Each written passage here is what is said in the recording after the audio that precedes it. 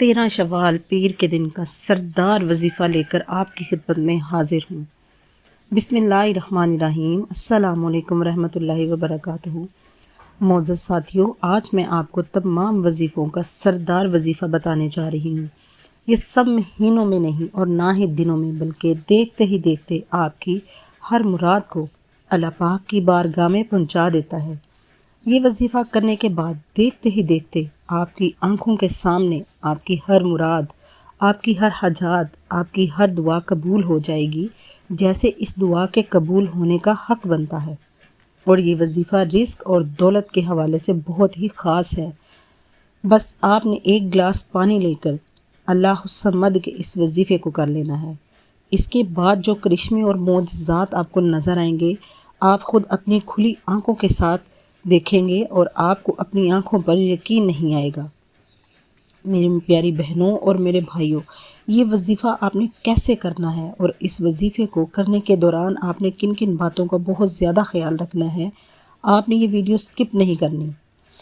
معزز ساتھیوں، اللہ تعالیٰ کے اس اسم مبارک یعنی اللہ تعالیٰ کے صفاتی نام اللہ الصمد سے، جس کا مطلب ہے بے نیاز، یعنی اللہ پاک کی ایک صفت یہ بھی ہے کہ وہ بہت بے نیاز ہے۔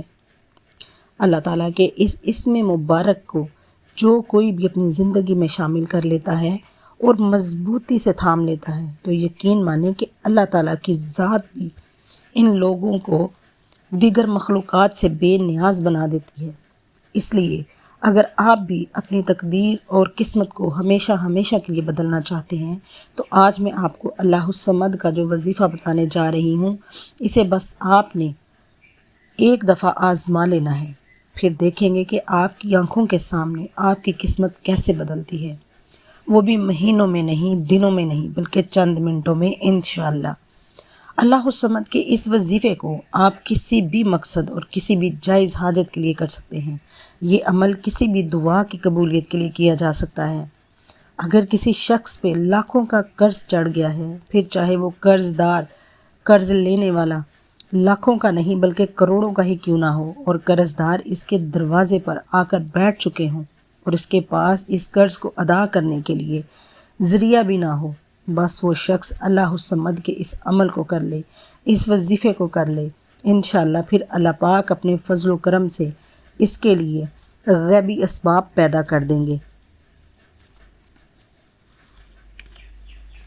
اس کا قرض ایسے اتر جائے گا، اس کو پتہ نہیں چلے گا۔ اس طرح ایسی میری تمام دکھیاری بہن اور بھائی جو بہت پریشان ہیں، جو ہر وقت شکایت کرتے ہیں کہ گھر کے حالات خراب ہیں، فاقے ہیں، غربت نے ڈیرے ڈال رکھے ہیں، کوئی کاروبار نہیں ہے، اگر کاروبار ہے تو وہ چلتا نہیں ہے، اگر آپ کے بھی حالات ایسے ہیں تو یہ وظیفہ لازمی کریں۔ تو آپ دولت مند بننے کے لیے، ارب پتی بننے کے لیے بھی اللہ الصمد کے اس وظیفے کو کر سکتے ہیں۔ انشاءاللہ جو بھی اللہ تعالیٰ پر توکل رکھتے ہوئے اللہ الصمد کے اس وظیفے کو کرے گا، اس پر دولت ایسے برسے گی جیسے ساون کے مہینے میں بارش برستی ہے۔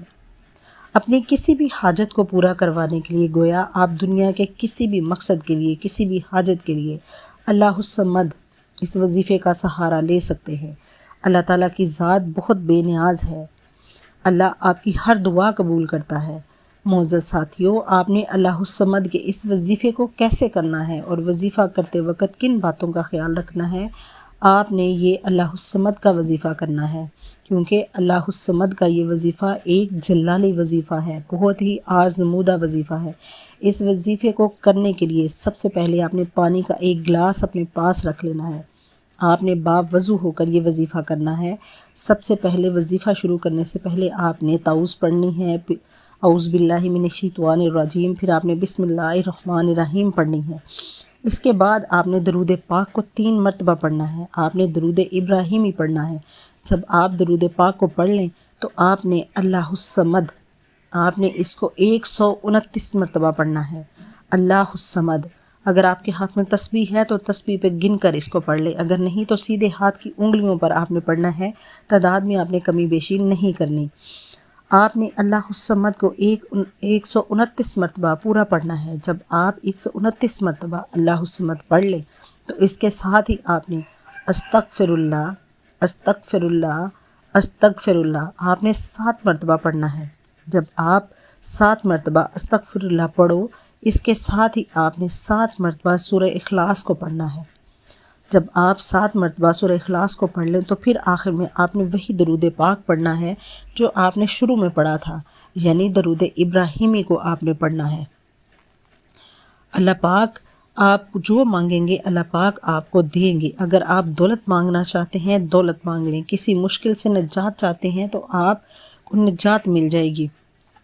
آپ نے جب اس وظیفے کو پڑھ لینا ہے تو آپ نے جو پاس اپنے پانی کا گلاس رکھا ہے اس پہ دم کر دینا ہے۔